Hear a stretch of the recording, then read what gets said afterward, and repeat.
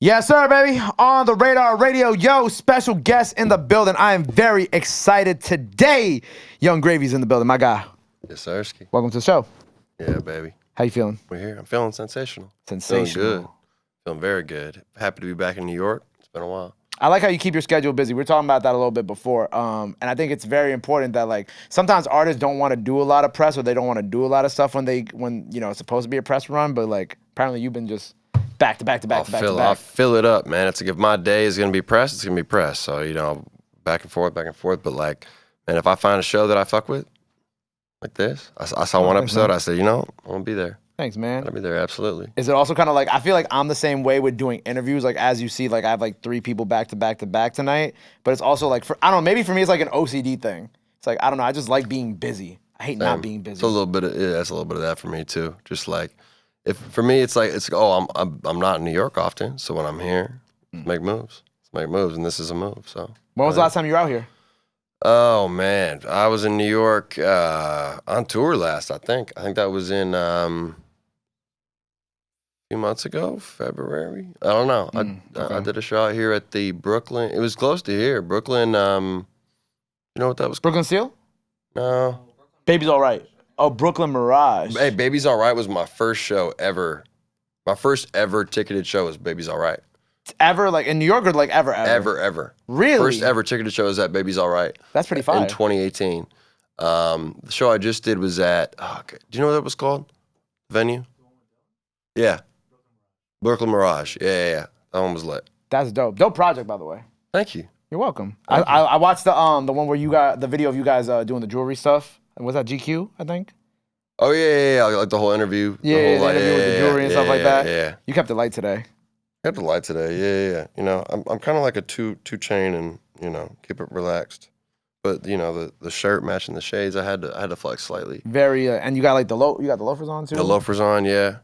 I'll just come straight. They're not a brand name. These are the ones that I wear out when I'm walking in the streets of New York or if I'm going to the club. I bought these at, you know, a random ass shop. So they look classy from far away, but, you know, between us and the people listening, I don't know what the fuck brand they are. They've been around. But since we were talking about the project and you going on tour, well, first, do you have a favorite memory from that tour, first and foremost? Oh, man. Because I feel like you and Dylan, like, on tours, it's got to be it's got to be a movie. It's got to be crazy. It was a movie, man. I mean, it was wild because we had 2 tour buses and we had a semi with all the production shit. So we had a whole convoy. There's my tour bus that had 7 people, his tour bus that had 12 people. But then, like, most people on his team are sober or kind of doing their you know, more, you know, they were a little bit more anti-COVID. It's not that I'm not anti-COVID, but they were very, very cautious. And then we're visiting these big cities where I have a lot of my best friends, so I had to, you know, have people pop out. So my bus was kind of like the popping bus. The sound guys would come over, you know, the video guys would come over and they'd be like, "Oh, it's Gravy's bus, you know, let's turn up." Like it was lit. My bus was was where the function happened, but you know, we kept it safe. We had, you know, we'd check for vaccines and all that, you know. I didn't get COVID on that tour. That's good. It was good, man. And the whole tour was lit. I'm trying to think about like the most lit moment. I want to say Minneapolis, my hometown, the homecoming show, sold out. My favorite venue in Minneapolis where like I used to go watch shows. It's called the Armory, 6,000 cap. It was ignorant, man. I teared up on stage. It's only happened a few times, but I got to bring some of my best friends out to open for me and bring out a lot of artists just to, you know, people, locals that I fuck with. So that was a highlight for me. That's pretty awesome, getting to go back to your hometown and do something like that. And also put on for people coming out of your city, because not a lot of people would really do that once they reach like the level that you're at. Too. Yeah, man. There's you know, there's some mad talented artists that deserve that limelight, man. So it was cool to put some of the homies on. Right. It was sick. And you just peaked at 59 Billboard charts. Congratulations. You know what I'm saying? Thank you. How you feeling about that? Feeling good, man. I mean, it's a big moment. Yeah, man. When I drop my albums, you know, they'll get on like the album list or whatever. They'll pop up on Billboard. Right. You know, my last 2 both hit 52. That was, excuse me. My last 2 both hit 52. I was like, man, I dropped the album in 2019. I was like, all right, so the next one, you know, let's see. You know, hopefully it doesn't go lower. Hopefully it doesn't go, you know, maybe it'll go higher. exact same number, 52. But Hot 100 is a whole different thing because I've had really big singles, but I haven't ever had a song on there. And it's wild to see it go up there and keep on, keep growing and everything. Beyonce had to drop an album and push me back like a couple steps, but I wouldn't doubt by the time this drops, I'm a little higher. It's wild to see my shit on Hot 100, man. I didn't expect that to ever happen. Really? I just my music. I always felt like an underground artist, and I always felt like my music wouldn't really, reach that point. So it's really dope to see, getting that love from like big radio stations and being like, I don't know what was like, I think they said top 20 something on top 40 radio top 40 right now. Yeah. I'm up there, and I didn't expect that, man. So I never would have expected that. I never thought that anything that I could create could be at that point. So it's an honor. It makes me really happy. Whenever I get those accomplishments, I call my mom, tell her about it. It's dope, man. That's fire. At least you're talking about like the album placements at 52, right? Mm-hmm. Hey, at least you were consistent. Yeah, exactly. And now that you got a record on the Hot 100 too, it's like I feel like only after that too, it can only go higher. You know what I'm saying? Yeah, I think. I got an album dropping next month. I think this one is going to be 51 at least. We'll get up there. I'm gonna manifest like 30 something for you. Yeah, man. You know what I'm saying? We're gonna go high. We could come on, bro. You could go higher than 51. What's funny was I jokingly made, before the song came out, I somewhere said, I was like, you know what? Like if I ever get a song on the Billboard, I bet you I'm gonna land right at 69. And when Betty first hit Billboard, it hit 68. So I was like, man, just slightly outdid myself, He had like the TikTok ready to go too. Like I imagine you have that shit like in your drafts. You're like, oh, when Betty hits 69, yeah, I'm gonna do letting something. this shit fly. Gonna do something, but yeah, man, it hit 68. So slightly outdid myself. So proud of that. Sample for that's legendary too. I ain't gonna lie. That song, man, a lot of people associate it with the Rick roll and the memes of it, but that song is good as hell. Right. Dude. Like, I've always loved that song, man. Rick Astley, he's got other songs too, but like, that song is legendary. I listen to that shit completely casually any day, man. It's beautiful. And I just figured that I wouldn't be able to clear it, but we went back and forth. I had to clean some things up with the original version. It was dirtier, and I cleaned it up, and here we are, man. Dare I ask what was dirtier about it? A lot of lyrics, man. It was more of like a classic Gravy song. I guess just the main difference was rather than get money, it was get pussy. That was the original hook. And I think it came out just as lit, if not better. So I'm fine with it. So did you get to speak to him directly? Not directly. No. He's been on tour, and the writers of the song are separate. So the people that actually like were making the decisions are not Rick Astley. The people who like actually were caring about it. I feel like Rick Astley. I feel like he might have been down with Get Pussy. I don't know for sure, but they wanted me to change it, so I cleaned up everything. It's my first song ever that's not like purely explicit, and I'm fine with that, man. It worked out. Do you think that also maybe the cleaning of it kind of like I know you kind of mentioned that you think that might have helped it, but do you believe that the cleaner version of it that you presented to them and obviously got approved was like part of the success of it too? Or do you think the dirty version could have, reached the same heights? Like, what do you think? Well, I think outside of radio maybe, but I haven't had many songs on the radio before, and I think a lot of that has to do with my lyrical content, Yeah. So this is by far the most spins I've had on the radio, and I think the fact that it's clean gotta have something to do with it, man. You know what it reminds me of? It kind of reminds me of when a few months ago when Fabio Foreign had the "What's My Name" song that had the sample and like Coi Leray and Queen Niger on it, and I think that he said that like Beyonce was like, "Oh, you need to clean up the song." You gotta like clean up the lyrical content. Very kind of similar story to your shit. And then it's like I think about how like where that song went and how that song, became like a viral TikTok hit too and did all this stuff like that. And it's just funny how like all that shit ends up working out too at the end of the day too with these records. It's got me thinking more about like with my creative process, because a lot of times, I think a lot of artists could relate to this, where it's like if you're just trying to fill space for like syllables or something, it's really easy to just throw in like bitch, or just throw in like, one of them words. fucking fits anywhere, you know? Right. Fucking, it sounds really good when you say it, but you don't think about the fact that if that's playing on the radio, there's gonna be a blank right there, you know? So I've been more conscious of that now, and I think going forward, I'm gonna find better ways to, you know, say the same thing. Where you know, I could say first line of Betty, I say, "With your baby mama at the crib, I blow her back out." You know, I could have come in and said like, "I'm with your bitch, and you know, I'm beating the fucking brakes off of her." You know what I'm saying? I could have said something very, you know, more aggressively gravy. You know, the sorry, beat the brakes off of her is a little bit aggressive. He had it. A bit aggressive. You know, I could have been saying something like, "Hey, I'm gonna beat the, you know, clap the goddamn cheeks." You know, there's a lot of different ways that I would have said that, and a lot of different bars that I've spit in the past that are a bit dirtier. And I just feel like blow her back. You know, I kept it clean. I guess if you know the sort of slang, then you know what it means. But Right. it's technically clean. Technically clean. So yeah, man. I don't know. I think I'm gonna do a little bit more of that going forward.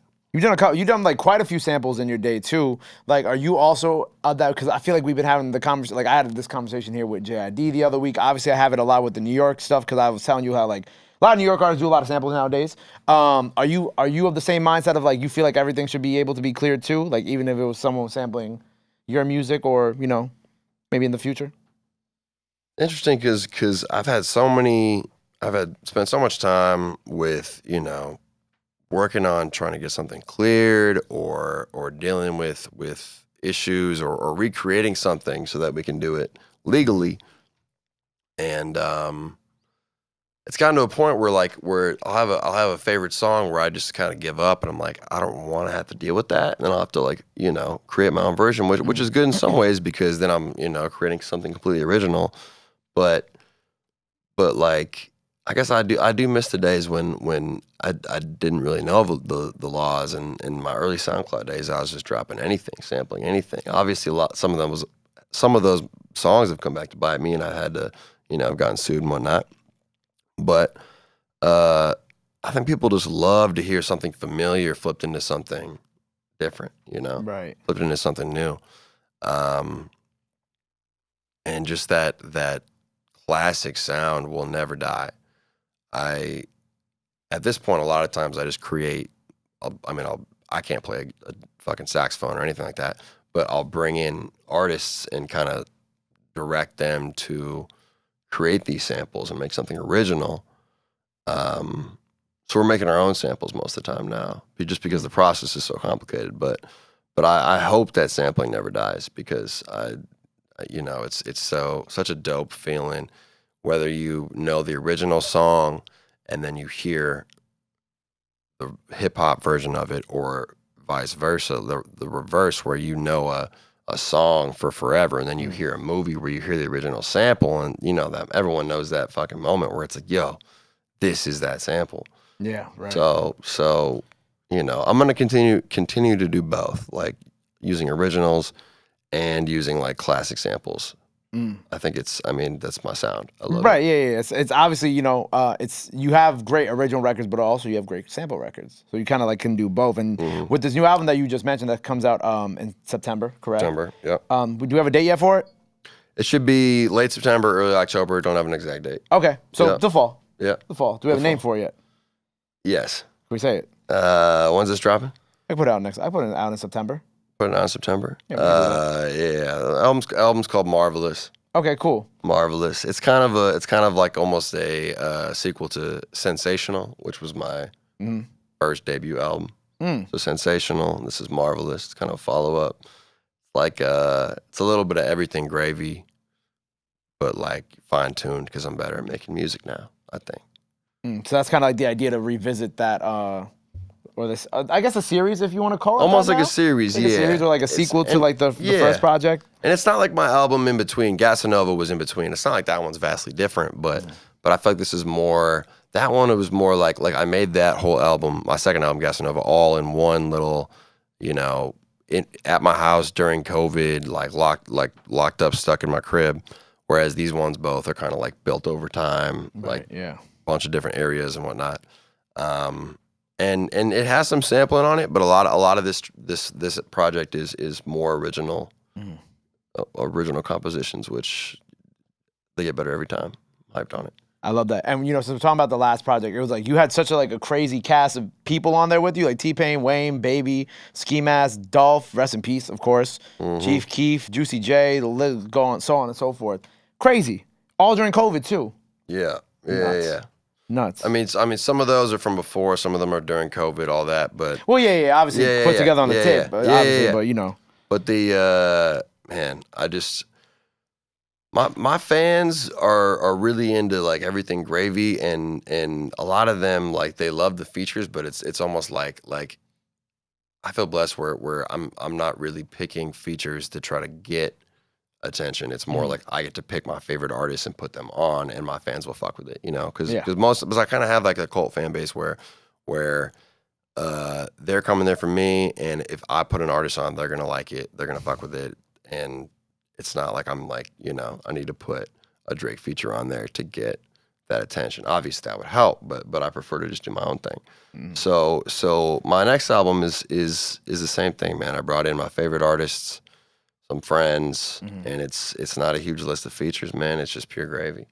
Pure gravy. I love that. What I was gonna say is, because even when I'm listening to the Dolph record, it's like the synergy that you have with these artists too is so great. You know what I'm saying? And I feel like unless if it's somebody looking from the outside in, whether they not be part of your core fan base, it's like, oh, I wonder how Young Gravy is gonna sound on a record with Dolph or Wayne. And it's just the way that these records just kind of sound and the way that they just kind of flow, it just flows so I felt seamlessly too. Specifically, the two that in my head that stick out that were personally my favorite feature wise were Dolph and Chief Keef. I just felt like those two out of the synergy wise, it just flowed.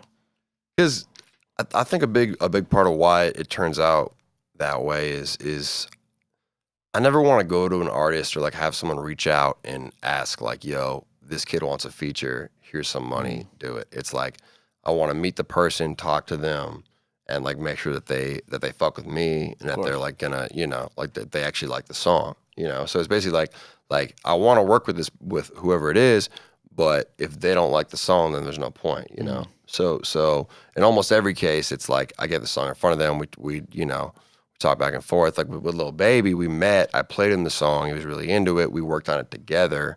Obviously, some of the more recent features were harder because of COVID, so it was over FaceTime. But I'm not gonna I would never just send a beat and ask for a feature, because if they don't love the song, then there's no point. I would never want to do a feature like that. So you hung out with Chief Keef? Yeah. Oh yeah. Oh, Chief Keef and I still kick it a lot. Yeah. There will always be. Oh my God, that's hilarious. Always be more and more Gravy Keef coming, man. We got 2 songs out. We got at least four unreleased and more to come, man. Oh, you guys have obviously besides the 2 that are out, you guys pretty much have a whole little EP situation where basically we could, man. I don't know the exact plan on how we're releasing it, but if they'll come out, yeah. Yeah, that's my boy, man. I don't know, he's a great dude. I love kicking it with Keef. How does that even happen? How do you he a fan of you first? I've been a fan of him. Yeah, I've been a fan of him since I was fucking in high school, but I met him through a friend, Brandon. Shout out to my boy Brandon. He's another Minnesota kid who's part of Keef's management team, and he knew that I fucked with Keef. We linked up, and then I was just at his crib in the studio, was playing some stuff, and he's a quiet dude until he fucks with something, and then he was like, "Yo, let's get it." And it started with Tampa Bay Bust Down. We made that song. And he just dude, I think Chief Keef's a genius because when he heard it and he started fucking with it, he wrote his verse and just slayed it so quick. That's fire. And every song we've done together, we're just it's almost like you're just hanging out, and then something will spark, and he'll just kill it. That's dope. Chief Keef. I know there's rumors that he has perfect pitch. I don't know if you ever heard that. I don't think I've heard that rumor. Heard that? Does he have perfect pitch? Keef, I haven't witnessed it in person, but he definitely has some type of genius, man. He's crazy with coming up with verses and flows and everything. Right. It's funny because I'm thinking about like you and I were talking about Jaleel right before, and like I read you a comment that someone was like Jaleel has like auto tune on his voice already. Yeah, So that just made me think of that as like, oh, Chief Keef has perfect pitch on his voice already too. Yeah, I mean, straight up, he could have, he could spit without auto tune, without even hearing it in his ears. You know what I'm saying? It'll come out sounding so sick. You know what I'm saying? Dope. Like most people will record with auto tune. Yeah, Chief Keef, mad talented. Chief Keef, shout out Chief Keef. It was funny. So on the topic of we were talking about Jaleel and TikTok, I wanted to tell you the story of how like I heard of you before and I heard your music before, but like getting into the TikTok space of Young Gravy. So I don't know how this TikTok came across my For You page, but it was like this girl, right? And she brought like her mom wanted to see her favorite artist, and like the whole story is just talking about this girl taking her mom to go see her favorite artist or whatever, and then the favorite artist ended up being you. Was it like, was it the girl bringing her mom to my show? Yeah, and it exactly. was the whole story, Yeah, like behind like backstage and everything. Yep. Yeah. And Isabella. Yeah. Yeah, man. You remember their name? No, because I still kick it with them. I still kick it with real? them. Yeah. What city was that? That was in San Diego. That was in San Diego. Okay. Yeah. But I remember like that was like my first time like seeing like that part on TikTok, and I'm like, damn, like this man really got it. Man, it was fire, crazy. Man. Sure, her mom wanted to come, brought him backstage. My mom was there too, so man, it was cute. Like my mom saw me wheeling on her mom and was like helping me out, and like, you know, dude, it was a whole vibe back there, man. And Isabella and I are still tight. Her mom and I are still tight. They live in LA. It's it's a weird way you meet people these days, you know, whether it's like your mom having a crush on me and then you come to my show, we meet that way, or vice versa. But she's a sweetheart, man. We're still in touch. You said your mom be wingmanning? My mom did wingman me that night. Yeah, it was fire. My mom comes to shows. A lot of times when she'll fly out to a show, I'll bring her to at least like 1 or 2 per tour. I love to bring her on stage. That was her birthday. So it was your mom's birthday. So I brought her on stage and I had the crowd sing happy birthday to her. Sometimes I'll bring her up and just do something cute. I had her rap with me one time because I have a lot of collabs with Baby No Money and he couldn't make it to a show. So she spit his part on one song. Bar for bar, she knew it. Yeah, we practiced a little bit beforehand. Okay. Yeah. Oh man, it was cute. One time I had her read me like a children's book on stage, bro. Just like wholesome shit, man. I love bringing my mom out to shows. She's a huge supporter. And she was wingmanning me, man. It was, she's ride or die. How's your mom like wingmanning you to bag this girl's mom? What did she say? Relating to her on some mom shit, but also saying good things about me. Talking about wholesome childhood experiences and my maturity. I don't know. My mom is just, she knows. She's real, man. That's incredible. Shout out to your mom. That's my mom. I don't think I've ever heard a story about a mom wingmanning her son. That's some real shit. Shout out to Cynthia, man. She's a real one. Shout out to Cynthia. Yeah. It was funny because like when the label sent me over like the bio, what did they say? The King of the Milfs. King of the Milfs. King of the Milfs. King of the Milfs. And I wanted to, so like what's like the cutoff for that? Like age. How do you what's the cutoff age for that, right? The hard one, man, because like I don't know. I mean, King of the Milfs, I get that a lot. Everyone associates me with Milfs. I mean, I'm not strictly loyal to just moms, cougars, whatever it is. PSA. I mean, I've been with a woman as old as 48. I was 24, so just half piece. I was half her age, and that was a cool experience, man. And when I was a lot younger, I was with much older women, but like I'm not strictly MILFs. I don't know what age would be like the minimum where I would describe them like where I would call them a cougar. You know what I'm saying? Because I'm 26, so it's like, do I call a 32-year-old a cougar? It's at that point it's kind of hard to say. But maybe it's like depends on the way that they act too. Yeah, I think it's kind of like emotional maturity too. Yeah, emotional maturity, and if they have a kid that's that's growing up, that's right. Been alive for a while, that's when it's a MILF, because there could be a girl that's my age that has a kid that's 2. I wouldn't call that a MILF, right? Necessarily. I dated someone who was like 3 years older than me with a kid. Yeah. Yeah, exactly. So I guess just I got love for all mothers, all cougars, all women, all that. But like I guess if you embody what a MILF, then that's my type. But there is like an age cutoff for that. You're saying on the upper end? Well, I So guess on the upper far, end, yeah. so Yeah, far I don't know. my cutoff was 48. Okay, that was the cutoff. So Got it. far, Okay. but that's just how far what I've accomplished. I'd go higher Right. happily. He said I would go higher. Happily, man. It's just gotta be like the right one to go higher. I'm still trying to fuck with Martha Stewart, man. She got what? I think 50 something years on me. I don't know. I'd go for Martha Stewart. There's a lot of women out there that are much older that I'd at least attempt. When you did the commercial with her, were you guys in the same room for that or no? We not only did the commercial, but we went on a date after that. Oh, you did go on a date? Yep. Where'd you take her? We've gone out a few times. We went to some fancy little spot in New York, man. She picked it. She's the chef. I don't know. She brought me to some fancy little spot in New York. I brought her to a bat mitzvah as my date there too. She's a sweetheart, man. She's 80. So, I don't think there is, a cutoff. He said that he's like, I already gone on a date with an 80-year-old, so that might as well be, Yeah. that's it as it is already. And I think she's the most legendary MILF around. Martha Stewart's so. the most legendary MILF around. I'd say so. Okay, interesting. I can't say I've ever gone on a date with someone who was 80 years old, but I think what was my cutoff? 30, 39, How old are you? 26. 26. Just turned 26 last week when we were recording this. Just turned 26. Really? Yeah. Happy birthday. Thank you, man. Appreciate You're younger that. than me. Where? When's your birthday? March? March. Yeah. Okay. I've been 26 for a little bit. Wow. Just for a couple months. Yeah, man. Word.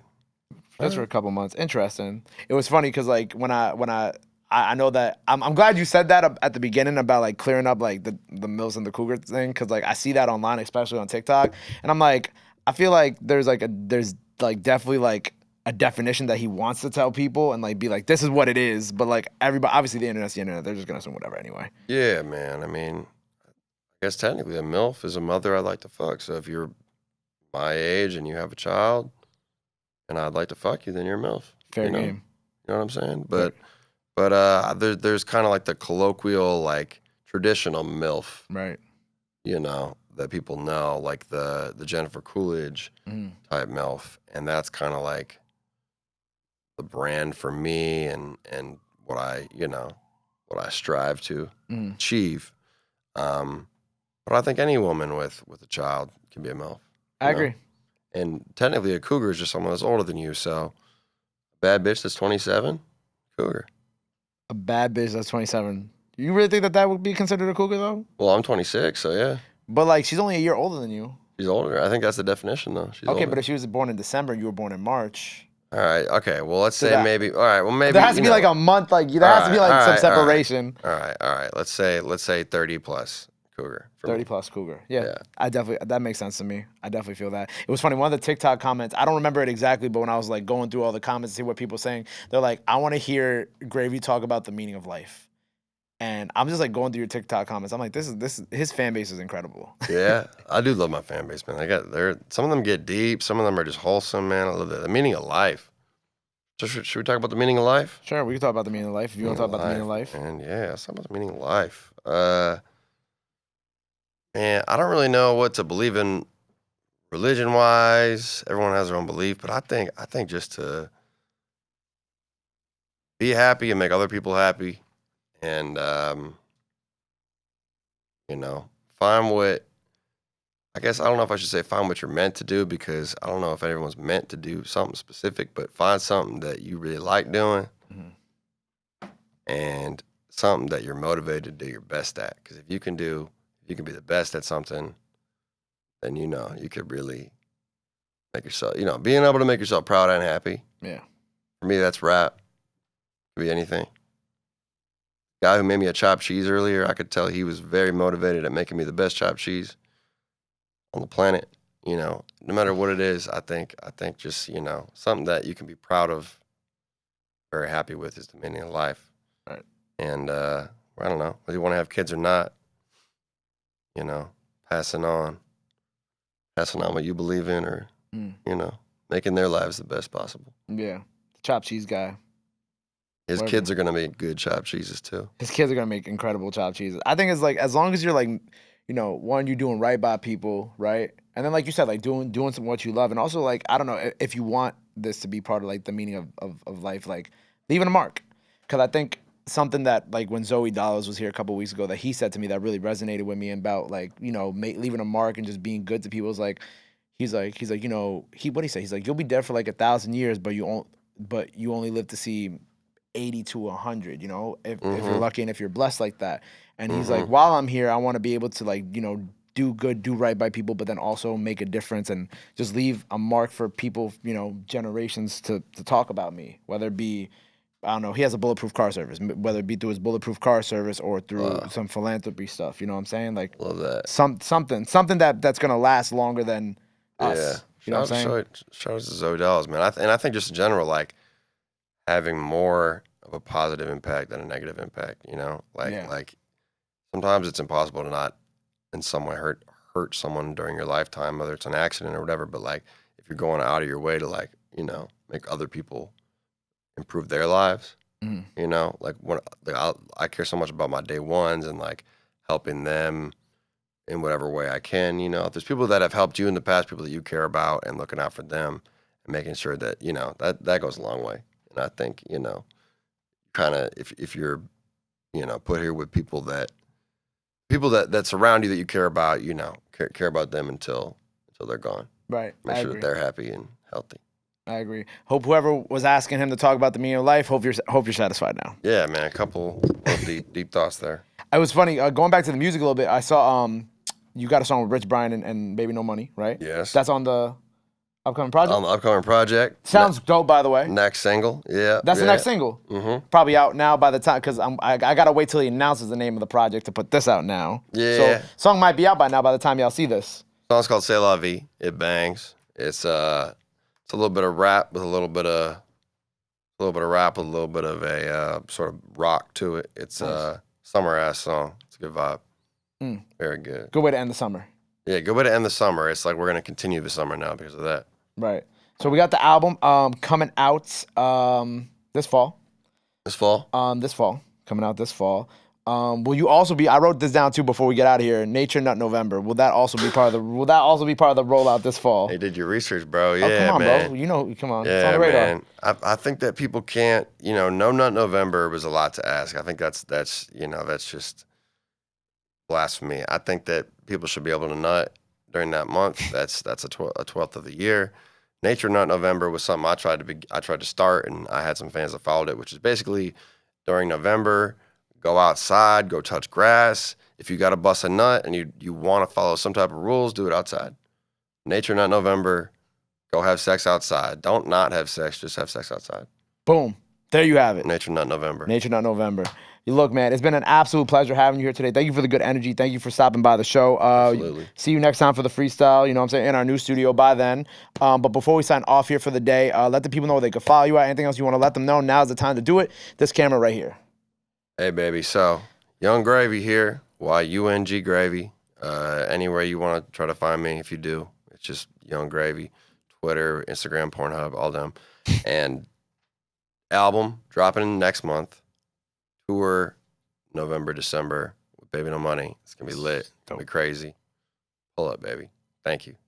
Boom. There you have it. Make sure you go follow him. Go stream all that music out now. Look out for the album. Go show him some love. Go show him some support. Love and support is free. But y'all already knew that. Till next time, on the radar, Young Gravy, my guy.